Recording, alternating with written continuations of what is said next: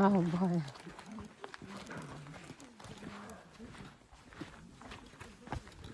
Avoid the rocks.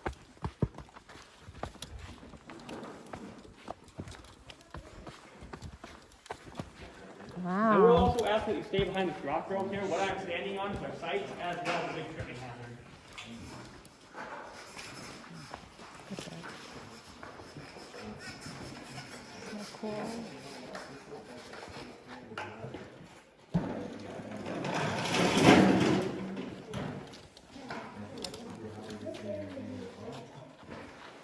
Alright, well, welcome folks to the SI site. This is on something interesting site.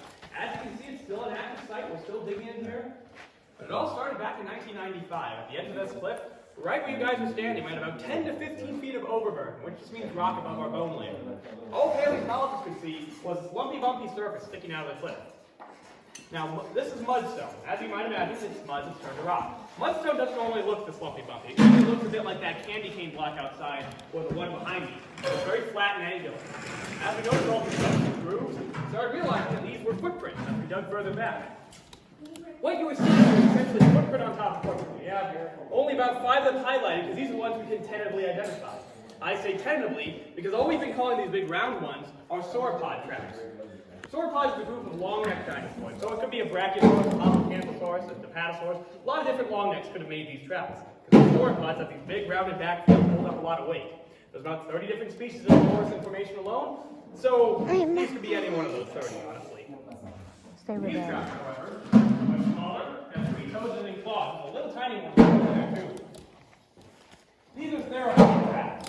Theropods is a group of meat-eating dinosaurs and dinosaurs descended from the meat eaters, such as velociraptors, deinonychus, chickens, emus, Tyrannosaurus rex, penguins, ostriches, and Allosaurus. These are most likely Allosaurus tracks. Given how common Allosaurus is and given the size, it's most likely matched with an Allosaurus. We can't say that for certain because there's no track with a lead from dead Allosaurus, but it's most likely Allosaurus, given the size and shape. Notice how these toes are a bit more sprayed out, with a bunch of mud scorched up in front. It seems this dinosaur is actually slipping on that to catch itself, so it didn't fall face first.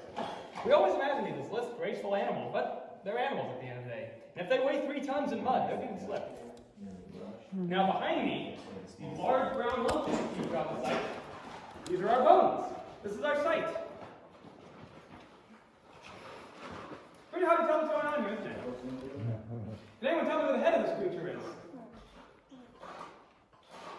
It's okay, we never found it. What did I say we usually find in terms of percent completeness for dinosaurs? Leg bone, hip. Legs, hips? We find about 20 to 30% of an animal, usually heavier pieces like legs and hips that sink into the mud faster. That's kind of what this guy is. About 20-ish, 30% complete, all scrambled around. Now, if you ever find dinosaur bones, whether it be on the ground or out on the edge of a cliff, you always want to leave those bones where they are. That's because paleontologists like me have to come out here. We come out, we find more bones. If we find more bones, we establish it as a site, and we put these in the ground. These are mapping stakes. Essentially what we do is we get the position of the bones, map it between these stakes, get all this numerical data, we start drawing these bones out on a grid map. Once we get this drawn out on a map, it's basically like a treasure hunt. We can see how the dinosaur is oriented and how we might find more bones. That big bone at the end there, for example, is a humerus. Do you guys know where the humerus is located in the body? No, it's close to the funny bone. Our funny bone is actually our ulna.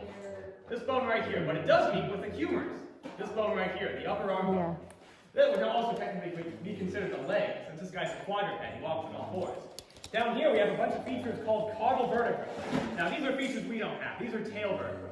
But just like any vertebrae, they're an extension of our spine. They're large, cylindrical, rounded centrum. We have a lot of tail vertebrae that way. Right where I'm standing in this big depression here, we found a bunch of features called gastroliths. You guys have an idea what gastroliths are, or where they might be located in the body? Any guesses? I need the name gastro. Rings a bell. Growls the stomach. Gastro means stomach. Lith means stones. We found stomach stones in this region. Now this wasn't an unhealthy dinosaur developing something like kidney stones. This was a natural part of its digestive process. Dinosaurs like Camarasaurus have big chisel-like teeth, perfect for gripping onto conifer branches and then swallow them whole. It's very inefficient in terms of digestion, but to aid in that, it would swallow rocks. For its lack of molars and its lack of chewing teeth, it would swallow cobblestones as big as my pinky nail, up to the size of my fist. These rocks of different sizes and shapes would grind against each other, smooth themselves out, So they'd be forming this waxy, nice, smooth rock. Their gastroliths. Their stomach, tail, and arms. If I were to look for the head of this animal, would I look to my left, or would I look to my right? I'll look to my right. Exactly. And as you can see, this guy is disarticulated. His bones are no longer the position they were in life. He's been scrambling around. We usually attribute that to river sediments and stream beds, moving the bones around and burying the heavy ones, moving the little ones out of the way. However, we can't get it out of this site because there's no evidence of any river or current going through it. It just seems the mudstone was laid down very gently, probably from a lake or pond. It's clearly there's mud here. However, we don't find any crocodiles or turtles or fish. These were common residents in waterways during the Jurassic period. So this must have been what we call a watering hole. This was a temporary source of water for dinosaurs, both predator and prey. Back in the Jurassic, you'll have to imagine Wyoming is a very flat, savanna-esque landscape, dotted with rivers, lakes, and watering holes. During this time period, we only had 2 seasons. We had the wet season and the dry season. The wet season is exactly what it sounds like. Lots of rain, lots of water, lots of plants and animals, anywhere and everywhere. During the dry season, that changes. The water level's lower, the rain's restrict. Dinosaurs, both predator and prey, are forced to these lasting areas of water. In this case, the bones of a juvenile Camarasaur found scattered out the spot. Camarasaur is the most common dinosaur of the property. You guys remember what I said the second most common dinosaur on the property is? Mainly in teeth? Carnivorous one, Allosaurus. Did I mention you guys would be quizzed after this? Yep, Allosaurus. Allosaurus is found mainly in teeth. At every single one of our sites we find teeth. That's not so much of a big deal. At this particular site, however, we have found more than 180 Allosaurus teeth and counting. Now, they lost their teeth constantly, but during the big feeding event, based on modern toxic crocodile, a dinosaur could lose maybe 1 to 3 teeth at the most. To find 180 here, and counting, suggests there were multiple Allosaurus feeding. Also in the fact that we're finding baby teeth, we're finding hatchling, juvenile, subadult, teenager, we're finding the whole age range, from the little tiny hatchling to big adult. We have found a tooth to represent at this quarry. So this is what we call an Allosaurus feeding site. It seems the Allosaurs are coming, feeding on this carcass, and leaving. They're flesh rippers. They don't deal with bones. Now, all we can say is a feeding site. Now, it's possible they could have hunted this creature or fought it. There's not a lot of evidence for that, though. Most of the teeth we're finding come from juvenile Allosaurus. A juvenile Allosaurus may be 10-ish feet long, 5 feet tall. These are the bones of a juvenile Camarasaur. Despite not being fully grown, this creature is larger than an African elephant.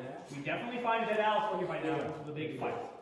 So all we can say for certain is that the Allosaurs came here, they fed on the flesh, and they left. They're not bone crunchers, which makes this humorous a little more interesting because it should go to the end of my foot here. It's missing the whole elbow now. Basically, from where my sleeve ends to the elbow is missing from this humerus. With the white part? Allosaurus, despite being more than 3 times the size, its bite force was less than that of modern day life. So it definitely could not chew through that bone in its natural state. The key word being natural state. In the sauropod track, we found one of the Camarasaur bones that got stepped on. This guy right here.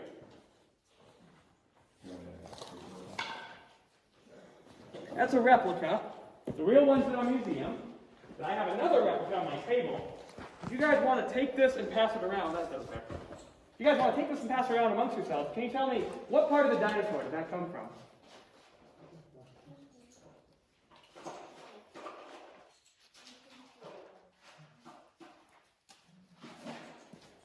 I see it there. Can you guess? Was it like a spine or something? Was it kind of spine? A guy? Yeah. Okay, I want to drink water. I didn't bring a water. They got a water over there. Say it out loud. I'm sorry? Tailbone. Oh, very interesting. Hips. So dinosaurs have 4 main vertebrae: cervical, dorsal, sacral, and tail vertebra. Caudal vertebra. And it took us 5 years to figure out this was a tail vertebra. Oh, you did it right away. Yeah. It took us 5 years because tail vertebra should look like this. That's very good on you. Getting it right away. Tail vertebra, centrums, could be very rounded, very cylindrical, like I said earlier. That one's in a footprint. It's flattened, yes, but that doesn't make too much sense either. If I took this cow femur here, don't tell the rancher, and ran it over with my van, what do you think would happen to it? Get broken. It would break. It would shatter, it would splinter. That's what should have happened to that bone 150 million years ago when 20 tons of dinosaurs stepped right on it. It didn't. It flattened like a pancake. So paleontologists have to go back to what we know. We can't just look at bones. We have to look at the whole context of the site to really Take that understand water what's and going then on. some water. For example, do you guys remember what kind of environment I call this place? Mud. It was mud. But What was this, was this a lake? Was this a river? Lake.